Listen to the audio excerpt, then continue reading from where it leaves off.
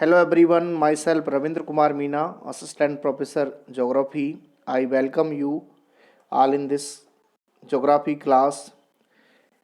In last video we have understand Indian geography part natural vegetation part first. Today we are going to understand and define Indian geography part natural vegetation part second. पिछले last video में हमने भारत के भूगोल के अंतर्गत प्राकृतिक वनस्पति के पार्ट प्रथम का अध्ययन किया था।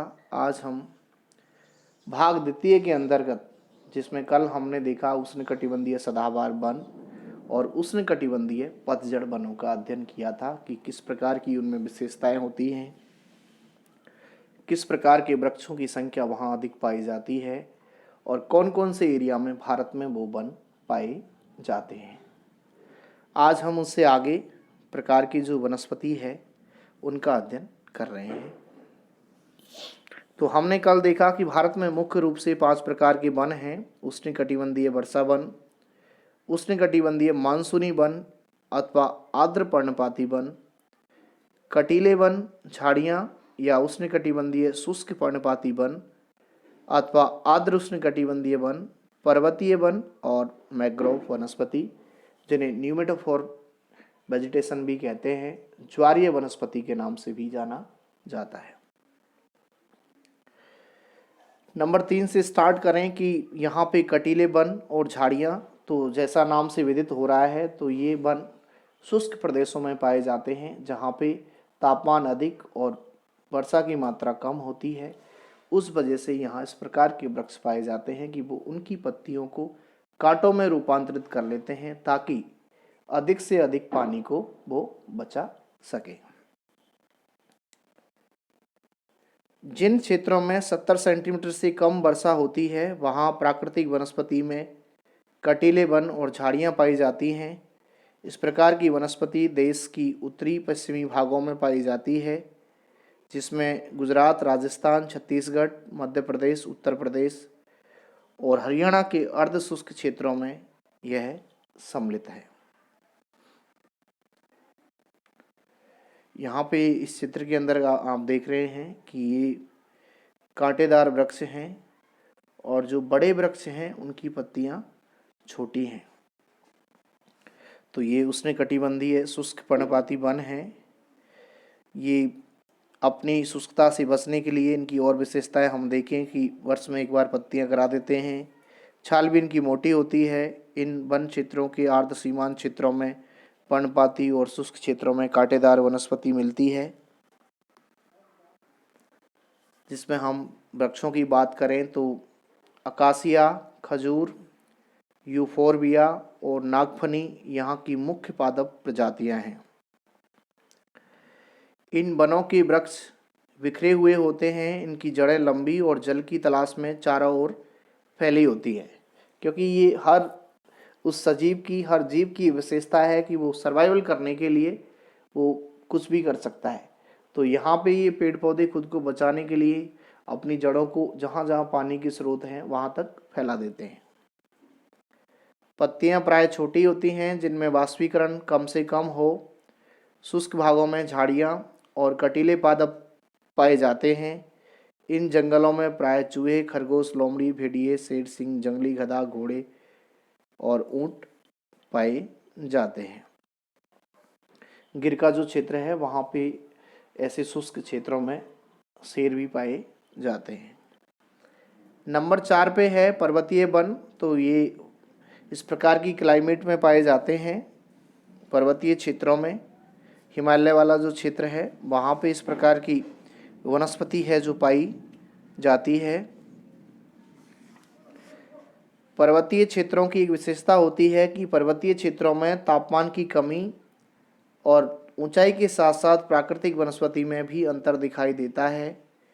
वनस्पति में जिस प्रकार का अंतर हम उष्णकटिबंधीय प्रदेशों से टुंड्रा की ओर देखते हैं कि हम जब देखें कि उष्णकटिबंधीय क्षेत्रों से टुंड्रा की ओर जाते हैं तो वहाँ पे जो वनस्पति में अलग अलग प्रकार का अंतर है, ऐसा ही अंतर पर्वतीय भागों में ऊंचाई के साथ देखने को मिलता है।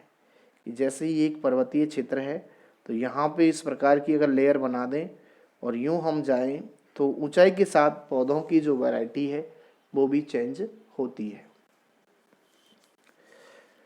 1000 से 2000 मीटर की ऊंचाई तक जो क्षेत्र हैं वहाँ पे आर्द्र शीतोष्ण कटिबंधीय वर्षा के वन पाए जाते हैं। इनकी विशेषता होती है कि चौड़ी पत्ती वाले ओक, चेस्टनट जैसे वृक्षों की यहाँ प्रधानता है, जबकि 1500 से और 3000 मीटर की ऊंचाई के बीच शंकुधारी वृक्ष जिसमें चीड़, देवदार, सिल्वर फर, स्प्रूस, सीडर आदि के वृक्ष हैं जो पाए जाते हैं।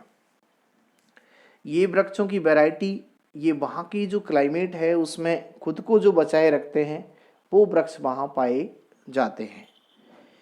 ये वन प्राय हिमालय की दक्षिणी ढलानों, दक्षिण और उत्तर पूर्व भारत के अधिक ऊंचाई वाले भागों में पाए जाते हैं।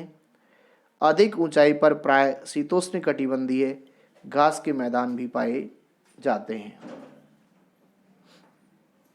यहाँ पे ये देखिए कि ऊंचाई के साथ पैटर्न भी चेंज हो रहा है।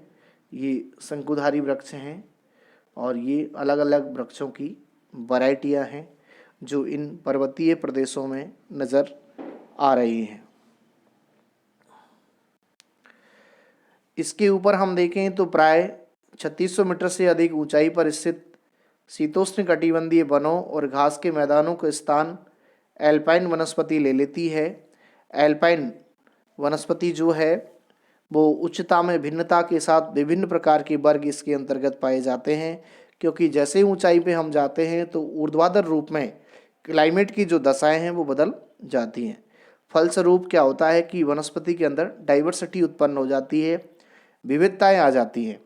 और ये जो विविधताएं हैं विशेषकर हम देखें तो तापमान और वर्षा की भिन्नता के कारण आती हैं।